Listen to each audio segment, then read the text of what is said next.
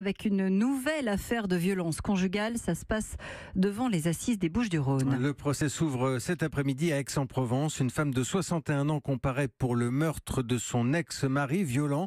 Le corps avait été repêché au large des Calanques en octobre 2010. L'accusée plaide la légitime défense.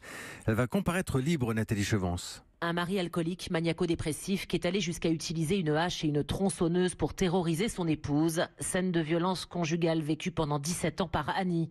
Le jour du drame, à bord du catamaran familial, une nouvelle dispute éclate. Jacques veut l'étrangler. Elle réussit à l'étouffer avec ses mains. J'ai agi par instinct de survie, explique la sexagénaire, qui s'est débarrassée du corps quelques jours plus tard en le jetant à la mer, lesté d'une encre.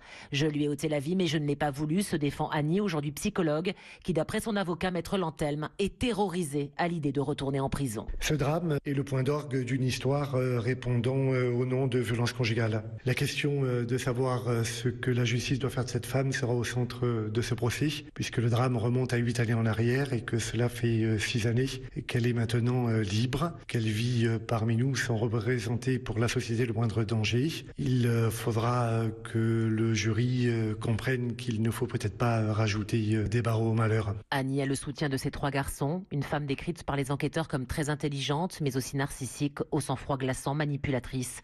Elle a mis 8 mois avant d'avouer son crime, par manque de courage, plaide son avocat. Nathalie Chevance.